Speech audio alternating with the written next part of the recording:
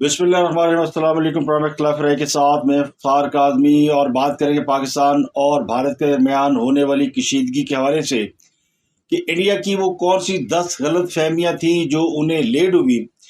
इसके अलावा एक बलोच ने इंडियन मीडिया पर बैठकर उनकी जो धुलाई की है उसकी एक वीडियो वायरल हो रही है, आपको दिखाएंगे। और कुछ अहम शख्सियात के हवाले से बात करेंगे और या मकबूल जान के साथ जेल में क्या हुआ, कुछ कहानी उन्होंने सुनाई है, उसकी बात करेंगे। इसके अलावा एक अदाकार, गुलकार और सहाफ़ी आपस में लड़ पड़े हैं, वजह क्या बनी।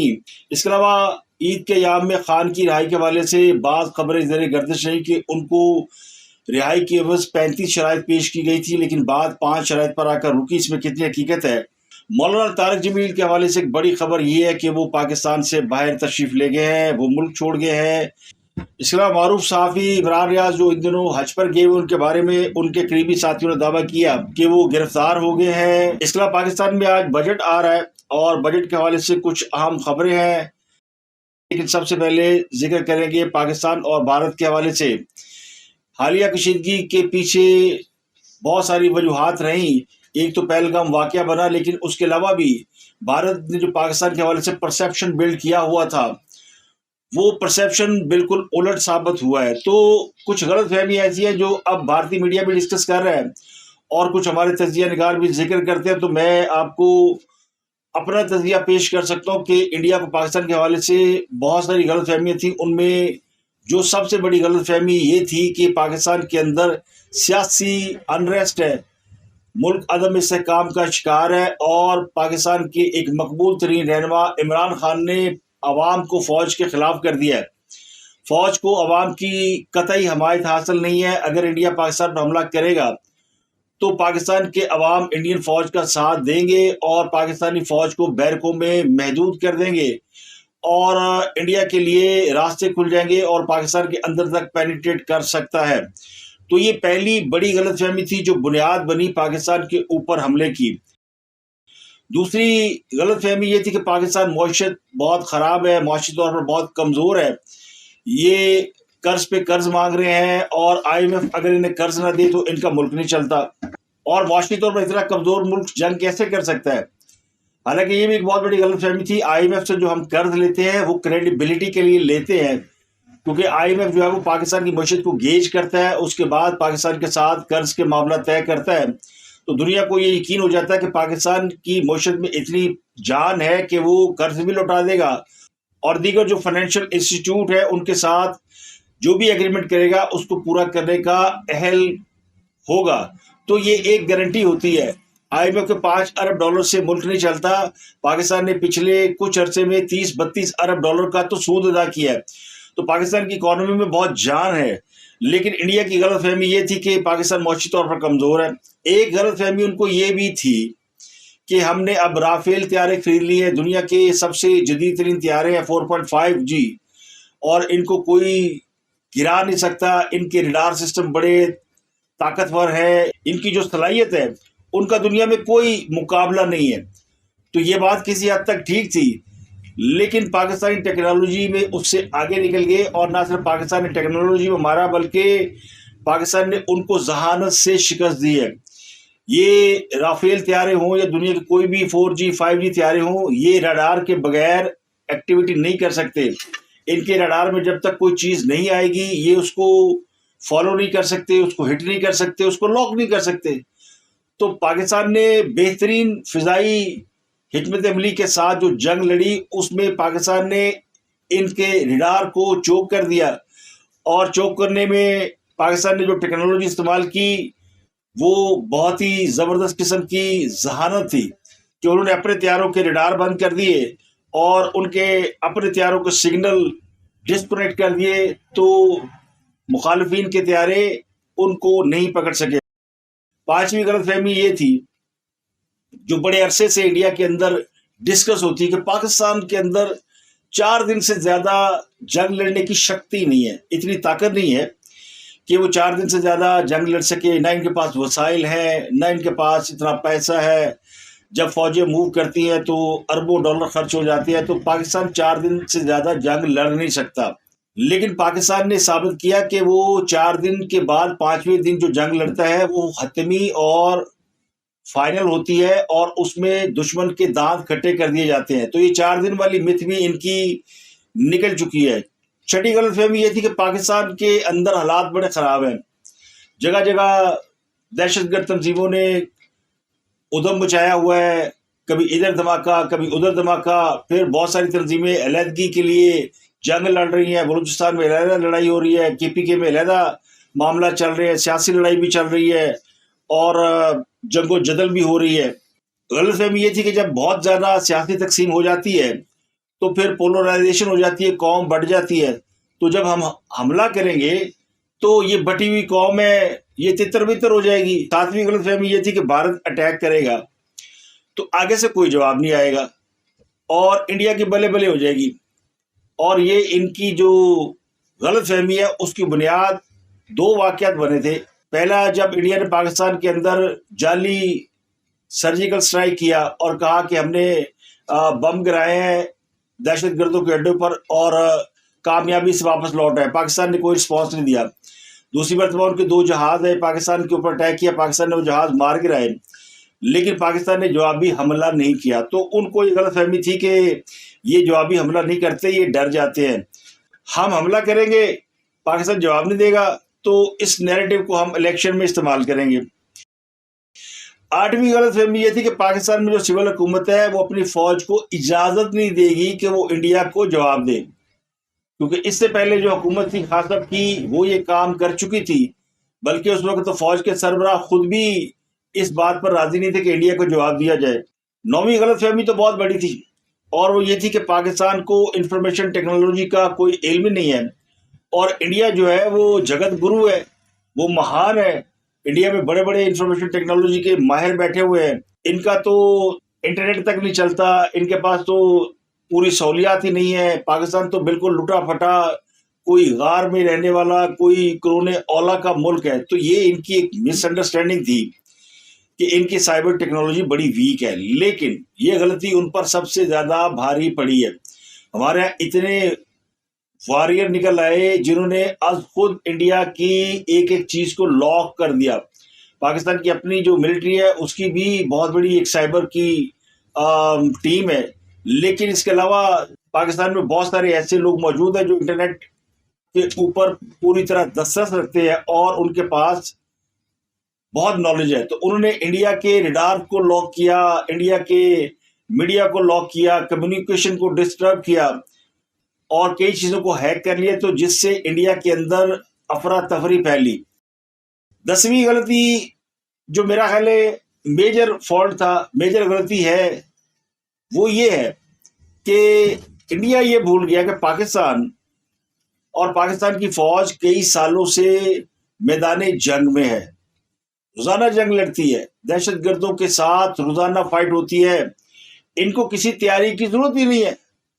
پاکستان کا ہر فوجی ہر لمحہ لڑنے کے لیے تیار نہیں ہے، بلکہ وہ پریکٹس میں ہے، پوری پریکٹس میں. اور انڈین ٹیم کو تو کوئی پریکٹس ہی نہیں، نہ ان کے تیاروں کو نہ ان کی ٹیم کو.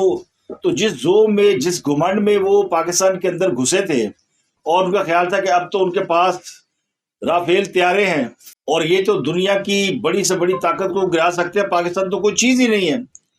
اگر رافیل طیارے کامیاب ہو جاتے تو آج انڈیا میں شاید رافیل سب سے بڑا بھگوان ہوتا، اسے بھگوان رافیل کے نام سے پھول چڑھائے جاتے، مالا چڑھائی جاتی اور انڈین اسے اپنے کلچر کا حصہ بنا لیتے اور رافیل کے جگہ جگہ مجسمے لگتے. لیکن بدقسمتی سے پاکستان نے اس رافیل کو اڑا دیا. تو یہ 10 بڑی غلطیاں ہیں جو میری نظر میں انڈیا کو لے ڈوبی ہیں. اس طرح پاکستان نے بھارت کو سوشل میڈیا پر بھی چاروں شانے چت کر دیا. انہوں نے ہمارے سوشل میڈیا کو بہت انڈرمائن کیا ہوا تھا، لیکن پاکستانیوں کو سوشل میڈیا پر ہاتھ صاف ہے جس طرح پاکستانی فوج کا میدان جنگ میں ہاتھ صاف ہے. تو انڈیا کا مین اسٹریم میڈیا اسی سوشل میڈیا کے ہاتھوں ذلیل ہوا ہے اور اب تک ہو رہا ہے. اور میں تو سمجھتا ہوں کہ جو ارناب گوسوامی، برکا دت، جنرل بخشی، گورو واریہ، ان سب کا ہمیں شکریہ ادا کرنا چاہیے کہ انہوں نے بھارتی عوام کو جو ٹرک کی بتیاں دکھائیں ان کے پیچھے لگائے رکھا اور جھوٹ بول بول کر پاکستان کے سوشل میڈیا کو اور مین اسٹریم میڈیا کو موقع دیا کہ ان کی حجامت کر سکے. تو یہ سارے جو گرو گھنٹال ہیں یہ اب اپنی خجالت کو چھپانے کے لیے جھوٹی کہانیاں سنا رہے ہیں. لیکن اصل میں یہ ہے کہ پاکستان نے بھارت کی جو تمام غلط فہمیاں ہیں وہ دور کر دی اور اس کا اعتراف خود بھارتی میڈیا کر رہا ہے۔ ہمارا پڑوسی پاکستان، جسے ہم کبھی چھوٹا سمجھتے تھے، آج دنیا کے منچ پر اپنا اثر چھوڑ رہا ہے۔ ڈیجیٹل ٹیکنالوجی سے لے کر رکشا کے آدھنک طریقوں تک ہر موقع پر وہ ملک اپنی طاقت دکھانے لگا ہے۔ حال ہی میں ایک انترراشٹریہ سبھا میں جب بھارت نے اپنی بات رکھی تو سب نے سنا، مگر جیسے ہی پاکستان کا پرتیندھی منچ پر آیا، اس نے ایسے دلیلیں دیں اور ترقی کے منظر پیش کیے کہ پورا منچ خاموش رہ گیا۔ وہ وہی منچ ہے جہاں کبھی بھارت کی بات سب سے اوپر مانی جاتی تھی، مگر اب وہی منچ کسی اور کے لیے مثال بن رہا ہے۔ ابھی میں نے حال ہی میں ایک اور کلپ دیکھا ہے، کوئی بلوچ ویر نامی نوجوان ہے، میں ان کے بارے میں زیادہ نہیں جانتا، بھارتی میڈیا نے ان کو غلطی سے بلا لیا اور ان سے بلوچستان کے حوالے سے کچھ سوال پوچھے، تو اس نے جو جواب دیے اس نے یقین کریں میرا سر و خون بڑھا دیا ہے۔ پہلے میری بات ختم ہونے دو، مجھ سے ایسی امید مت کرو کہ میں پاکستان کے خلاف بولوں گا۔ آپ بولیے، لیکن آپ میرے کسی ادھیکاری یا سینا سے جڑے یا کس نے حملہ کیا بی ایل اے پر بولیے، فوجی مرے ہیں۔ ہمارے جو آرمی والے مرے بلوچستان میں وہ تمہاری بدولت ہے، تم ان غداروں کو پیسے کھلواتے ہو جو ہمارے مظلوم پاکستانیوں کو مارتے ہیں اور ہمارے آرمی والوں کو مارتے ہیں، تمہاری بدولت ہے، تم پیٹ پیچھے وار کرتے ہو۔ تم بولتے ہو نا کہ میں برداشت نہیں کروں گا اپنے آرمی والے کے خلاف، میں جانتا ہوں تمہارے آرمی والوں کو، میں پاکستانی بلوچ ہوں، میں تمہارا ایجنٹ نہیں ہوں، میں غدار نہیں ہوں جو تم لوگوں سے چند پیسے لے کر تمہارے چینلز پر بیٹھ کر بکواس کروں۔ میرا یہاں آنا بولنا اپنے ملک کی حمایت میں بولنا ہے، میں پاکستان کو ریپرزینٹ کرتا ہوں۔ تم کیا سمجھتے ہو ادھر لوگوں کو بٹھا کر اپنے چینلز پر پاکستان کے خلاف بکواس کرواؤ گے اور ہم خاموش رہیں گے؟ ہم ہر طرح کی جنگ کرنے کے لیے تیار ہیں، چاہے وہ گولیوں کی ہو چاہے وہ زبان کی ہو۔ میں پاکستان کا بیٹا ہوں، میں پاک فوج کے ساتھ ہوں، اپنے ملک کے ساتھ ہوں۔ اب بات کرتے ہیں عمران خان کے حوالے سے، یہ خبریں زیر گردش ہے کہ ان کو اسٹیبلشمنٹ کی جانب سے 35 شرائط پیش کی گئی۔ اس کا انکشاف جو ہے وہ پی ٹی آئی کے جہاں زیب خان ہیں، جن کے بارے میں کہا جاتا ہے کہ وہ وائس پریزیڈنٹ ہے، پتہ نہیں پاکستان میں کہ پاکستان سے باہر کسی برانچ کے وائس پریزیڈنٹ ہیں، میں نے پہلی دفعہ نام سنا ہے۔ ان کا شہزاد اکبر نے انٹرویو کیا عید کے ایام میں اور اس نے کچھ انکشافات کیے ہیں۔ وہ یہ کہتے ہیں کہ عمران خان سے جب امریکہ سے اسٹیبلشمنٹ کی جانب سے بلائے گئے تنویر احمد ملاقات کو گئے تو تنویر احمد کو دیکھ کے عمران خان بہت حیران ہوئے اور عمران خان نے ملاقات سے انکار کر دیا۔ بعد میں جیل کے عملے نے زبردستی دروازہ بند کر کے ان کو ملاقات کروائی اور عمران خان کے سامنے 35 شرائط رکھی، یعنی 1-2 نہیں، 4-5 نہیں، کوئی 8-10 نہیں، 35 شرائط رکھی۔ نکاح میں بھی اتنی شرائط نہیں ہوتی جتنی عمران خان کی رہائی کے لیے رکھی گئی، تو اللہ جانے کون سی شرائط ہے، لیکن انہوں نے کہا کہ خان صاحب نے وہ شرائط ماننے سے انکار کر دیا، بعد میں وہ شرائط محدود کر دی گئیں۔ تو یہ صاحب نے جو کہانی سنائی ہے اس کے مطابق وہ 5 شرائط یہ ہیں کہ عمران خان 9 مئی کی معافی نہیں، اس پر اظہار افسوس کریں، مینڈیٹ کی واپسی کا مطالبہ نہیں کریں گے، اسٹیبلشمنٹ پر تنقید نہیں کریں گے، ان کے ساتھ مل کر کام کریں گے، کرپٹ ٹولے کی طرح اپنے سیاسی سپیس بنائیں گے اور جلسے جلوس نہیں کریں گے۔ یہ 5 شرائط عمران خان کو پیش کی گئی۔ ویسے تو 5 بےہودہ شرائط ہے، کوئی سمجھ میں آنے والی بات نہیں ہے۔ جو 9 مئی کے اوپر معافی والی بات ہے وہ سب کو پتہ ہے، یہ شرائط کوئی ڈکی چھپی نہیں ہے، سب کو پتہ ہے۔ اور مینڈیٹ کی واپسی کا مطالبہ نہیں کریں گے۔ اب خان صاحب لاکھ مطالبہ کرتے رہے، کیا یہ ممکن ہے کہ خان صاحب کو ان کا جو مبینہ طور پر یا خود ساختہ مینڈیٹ واپس کیا جائے؟ موجودہ حکومت بھی 1.5 سال مکمل کر چکی ہے اور گورنمنٹ بہت سارے کام کر چکی ہے، تو یہ گورنمنٹ جو کام کر چکی ہے وہ اب کسی طریقے سے بھی ریورس نہیں ہو سکتے۔ تو یہ تو مطالبہ ہی یا اس قسم کی بات ہی بالکل بے وجہ۔ اسٹیبلشمنٹ پر تنقید نہیں کریں گے، ان کے ساتھ مل کر کام کریں گے، چلیں یہ سمجھ میں آتی ہے۔ کرپٹ ٹولے کی طرح اپنی سیاسی سپیس بنائیں گے، ماشاءاللہ لکھا ہو کرپٹ ٹولے کی، یہ یعنی شرط تھی کہ کرپٹ ٹولے کی طرح۔ تو کیا یہ ممکن ہے کہ فوج یہ کہہ رہی ہو یا جن لوگوں نے شرائط بھیجی ہوں کہ یہ جو ابھی حکومت ہے یہ کرپٹ ہے، اس کی طرح آپ اپنی سیاسی سپیس بنا لیں؟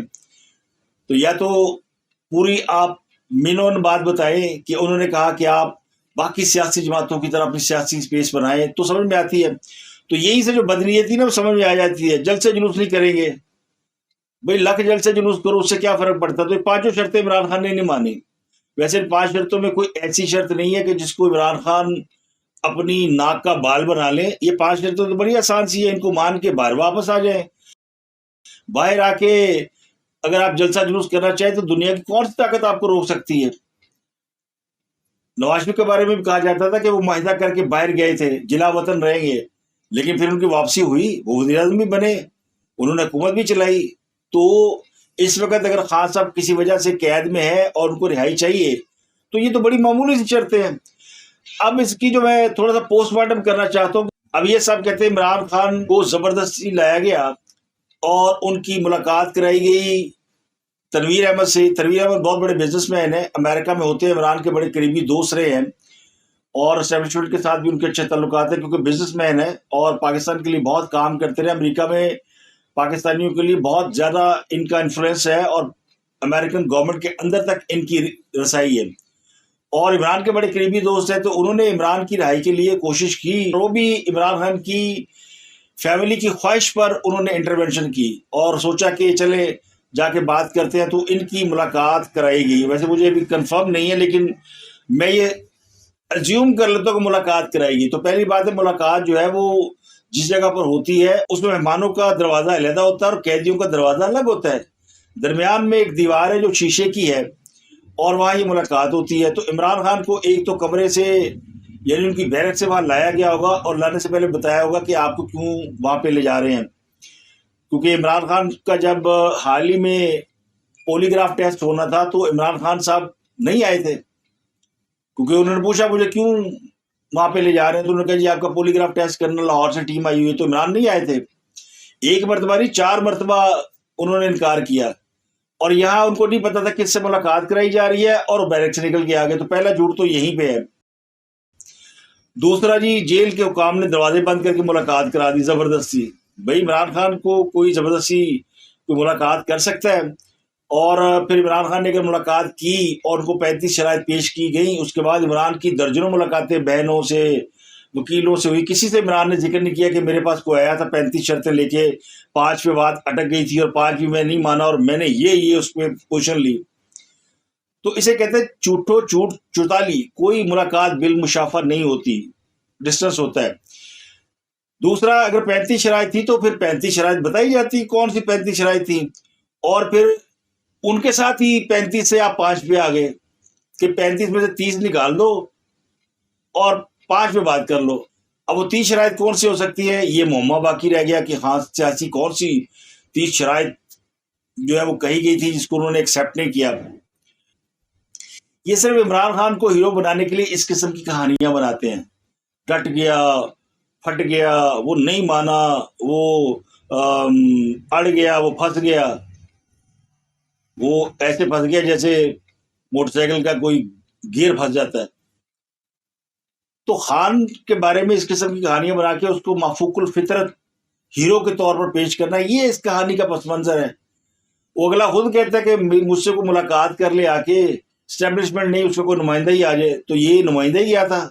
اگر آپ سمجھ لیں کہ تنویر احمد گیا تھا تو یہ اسٹیبلشمنٹ کا نمائندہ بن کے گیا تھا. تو بات تو نہیں بنی. تو پھر عمران خان کس سے بات کرنا چاہ رہے ہیں؟ تو یہ ساری کہانی جو ہے وہ گھڑی گھڑائی ہے. یہ اول درجے کے جھوٹے ہیں. نہ عمران کی رہائی ہو رہی ہے نہ بشرا بی بی کی رہائی ہو رہی ہے. جو بھی یہ خبریں پھیلا رہا ہے, اب میں نہیں کہہ رہا, یہ پی ٹی آئی والے کہہ رہے ہیں, وہ پی ٹی آئی والے کہہ رہے ہیں جو بھی یہ خبریں پھیلا رہا ہے کہ عمران رہا ہونے والا ہے, بشرا بی بی رہا ہونے والی ہے, وہ دراصل جو ہے وہ سہولت کار ہے, وہ اسٹیبلشمنٹ کا آدمی ہے, چاہے وہ پارٹی کے اندر ہو چاہے باہر ہو. یعنی چڑی بیچاری کی کرے ٹھنڈا پانی پی مرے. یعنی اگر آپ کہتے ہیں عمران خان رہا ہونے والا ہے تو بھی آپ اسٹیبلشمنٹ کے جو ہے وہ سہولت کار ہے, اور اگر آپ کہتے ہیں عمران خان رہا نہیں ہوگا تب بھی آپ اسٹیبلشمنٹ کے آدمی ہیں. ان کی ایک اور ممبر سامنے آ گئی بلکہ وہ لیڈر بن گئی, ان کا نام ہے فضا علی. اور سنا ہے کسی ٹیلی ویژن چینل میں اس نے سہیل وڑائچ اور گلوکار جواد کی بے انتہا بے عزتی فرمائی ہے, یا یوں کہہ لیں کہ دل کا غبار نکالا ہے. اس سے سوال پوچھا گیا کہ اگر سہیل وڑائچ صحافی نہ ہوتے تو کیا ہوتے؟ تو سہیل وڑائچ جو ہے بنیادی طور پر استاد ہیں, پڑھاتے ہیں. تو وہ خاتون چونکہ واقف نہیں ہے ان کے بیک گراؤنڈ سے, تو انہوں نے کہہ دیا یہ اگر صحافی نہ ہوتے تو یہ سویپر ہوتے. اب سویپر ہونا کوئی بری بات نہیں ہے, لیکن اس سے ایک تضحیق کا پہلو نکلتا ہے کہ آپ وہ کہتے ہیں میر علی کہتے تیری سنا, کہاں راجہ بوجھ کہاں گنگو تیلی. تو اس کا یہ جو ان کو اس طرح کہنا تھا, ایک تو یہ بڑی زیادتی. اور سہیل احمد اور سہیل وڑائچ چونکہ بنیادی طور پر بڑے ڈاؤن ٹو ارتھ اور شریف آدمی ہیں, وہ مسکرا دیے. ان کو سمجھ آ گئی کہ اس کے ساتھ الجھنے کا مطلب اپنے کپڑے گندے کرنا ہے. اسی طرح اس نے گلوکار جواد کے بارے میں بھی شاید یہ کہہ دیا. میں نے پروگرام نہیں دیکھا لیکن جو انفارمیشن ہے اس کے مطابق بات کر رہا ہوں کہ وہ گلوکار نہ ہوتا تو دھوبی ہوتا. تو یہ بھی جو ہے بات بڑی ہی یعنی گھٹیا بات ہے. جواد احمد ایک پڑھا لکھا آدمی ہے اور کوالیفائڈ ہے. یعنی اگر وہ سنگر نہ بھی ہوتا تو کسی بینک میں لگا ہوتا یا کسی بڑی جاب پہ ہوتا. لیکن یہ ان کو سویپر کہنا، بھنگی کہنا، دھوبی کہنا، یہ صرف ان کی تذییق کے لیے کیا جا رہا ہے. اور وجہ یہی ہے کہ محترمہ فضا علی بھی جو ہے وہ یوتھیا وائرس کا شکار ہے بڑے عرصے سے، اور سب کو پتہ کھل کر سامنے آتی ہے. اب سوشل میڈیا پر یہ بڑا ہاٹ ٹاپک ہے، لوگ اس کا لطف اٹھا رہے ہیں لیکن اس پہ افسوس بھی کر رہے ہیں. تو ان جوابوں کے پیچھے دراصل ایک دکھ ہے، اور وہ دکھ ہے عمران خان. یہ دونوں عمران خان کے نقاد ہیں. تو پھر فضا علی کے سامنے اگر آ گئے تو یہ انہیں کیسے چھوڑتی. لاہور کا ایک علاقہ ہے اندرون شہر کا، محلہ ککے زئیاں. وہاں پہ خواتین جو ہے وہ اپنے گھروں کے باہر بیٹھ کر گپ شپ کرتی ہیں. سوشل لائف ان کی زمانے میں یہ تھی. تو کوئی مرد وہاں سے گزرتا نہیں تھا. اگر کوئی گزرتا تھا تو اس کی وہ کتے والی ہوتی تھی کہ یعنی وہ پوری شہر کو پتہ چل جاتا تھا کہ کسی کے ساتھ کیا ہوا. تو یہ فضا علی جو ہے وہ دراصل محلے ککا زئیاں کی کوئی خاتون لگتی ہے. اب وہ جواد احمد بیچارہ تپا پڑا ہے. وہ کہہ رہا ہے کہ پاکستان کی ایک اداکارہ پاکستان کو عمران کی جعلی مدینہ کی ریاست بنانا چاہتی ہے تاکہ اس میں ڈانس نہ کر سکے. وہ یہ بھی چاہتی ہے کہ اسے لاتے مار کر ڈانس چھڑوایا جائے، ورنہ وہ ڈانس کرتی رہی کیونکہ وہ لاتوں کی بھوت ہے. جاہلوں، منافقوں اور کرپٹ لوگوں کی جماعت ہے پی ٹی آئی، اور ڈیش ڈیش ڈیش عمران ان کا سرغنہ ہے. ادھر ہی گالیاں لکھ دی انہوں نے. تو یہ بات جو ہے وہ جواد احمد اور عمران خان آپس میں ان کی پولیٹیکل رائیولری بھی ہے، اور جواد بڑے نقاد ہیں لیکن انہوں نے عمران کو کبھی اتنا بلو دی بیلٹ جا کے ہٹ نہیں کیا. لگتا خاصا ان کو دکھ پہنچا تو انہوں نے ان کو کافی ہٹ کیا. ایسے ہی کوئی چھوٹی سی خبر اوریہ مقبول جان صاحب کے حوالے سے ہے. اوریہ مقبول جان جو ہیں وہ کچھ عرصہ پہلے گرفتار ہوئے تھے، جیل میں رہے، اور ان کے اوپر بڑے سنگین قسم کے الزامات تھے. ان الزامات میں یہ بھی تھے کہ یہ پی ٹی آئی کو جو ہے وہ تقریریں لکھ کے دیتے ہیں، یہ لوگوں کی جو سوشل میڈیا پوسٹ ہے وہ لکھ کے دیتے ہیں، اسکرپٹ لکھ کے دیتے ہیں، پیسے کماتے ہیں. تو یہ ان کا دھندا رہا ہے ماضی میں. اور پھر یہ چونکہ سرکاری افسر رہے ہیں تو بڑے ہائپر ہمیشہ رہتے تھے. تو جب ان کو گرفتار کیا گیا تو وہاں پہ ان کی ظاہر ہے انہوں نے عزت تو نہیں کی ہوگی. تو انہوں نے واقعہ سنایا کسی پوڈ کاسٹ میں. اس سے کہا گیا کہ آپ ہفتے میں ایک دفعہ لڑکی منگوایا کرو تاکہ آپ کا دماغ ٹھنڈا رہے، آپ کے دماغ میں بہت گرمی ہے. تو اوریہ صاحب کہتے ہیں مجھے اس گھٹیا مشورے کا آج تک بڑا دکھ ہے. اب سوال یہ کہ اوریہ مقبول جان صاحب کے دماغ میں واقعی گرمی تھی یا ان کو اس قسم کی کوئی کبھی عادت ہے. یہ شکر ہے کہ اوریہ مقبول جان صاحب نے کوئی اور واقعہ نہیں سنایا کہ مجھ سے کہا گیا عمران خان کو چھوڑ دو، پی ٹی آئی کو چھوڑ دو. ان کو صرف یہ کہا گیا کہ اپنے دماغ کو ٹھنڈا رکھے. تو ٹھنڈا رکھنے کے لیے سیدھا انہوں نے کہنا چاہیے پائن ستو پی لیا کرو، فلودہ کھایا کرو، کوئی تخملنگا کھایا کرو. یہ لڑکیوں والا مشورہ دینا یہ خاصا گھٹیا مشورہ ہے. شاید مشورہ دینے والے نے سوچا کہ پی ٹی آئی کا آدمی ہے تو ہو سکتا ہے اس کو یہ مشورہ دل کو لگے، لیکن ان کو یہ مشورہ جو ہے وہ بہت برا لگا ہے. تو یہ خیال رکھے. اگلی خبر مولانا طارق جمیل صاحب کے حوالے سے ہے. بڑے معروف عالم دین ہے، ان دنوں وہ ٹاک آف دی ٹاؤن ہے کیونکہ ان کی اپنی تبلیغی جماعت نے ان کو نکال دیا. اور ایک ویڈیو بھی ان کی 2-3 روز قبل وائرل ہوئی عید کے ایام میں. وہ کسی جگہ خطاب کر رہے تھے، ان کو روکا گیا. حالانکہ وہ ویڈیو جو ہے وہ بڑی پرانی تھی، لیکن تاثر یہ دی گیا کہ مولانا طارق جمیل کو واز کرتے ہوئے روکا گیا اور اس میں سرکاری لوگ شامل تھے. یہ تاثر دیا گیا کہ ان کو تبلیغی جماعت سے کسی اسٹیبلشمنٹ نے نکلوایا ہے یا حکومت نے نکلوایا ہے. اب سنا یہ کہ مولانا طارق جمیل صاحب دل برداشتہ ہو کر پاکستان سے چلے گئے ہیں، اور یا ان کو مشورہ دیا گیا کہ آپ پاکستان سے تشریف لے جائیں. اور ان کے قریبی ذرائع کہتے ہیں کہ مولانا بڑے ہی دکھ دائد ہے، بڑے ہی رنجیدہ ہے، بڑا ان کو افسوس ہے. جس طرح اوریہ مقبول جان صاحب کو بہت دکھ ہوا ہے، اس طرح مولانا طارق جمیل بہت دکھی ہیں. تو اپنی دکھی آتما کے ساتھ وہ ملک چھوڑ گئے ہیں. اور اطلاعات یہ کہ وہ برطانیہ چلے گئے.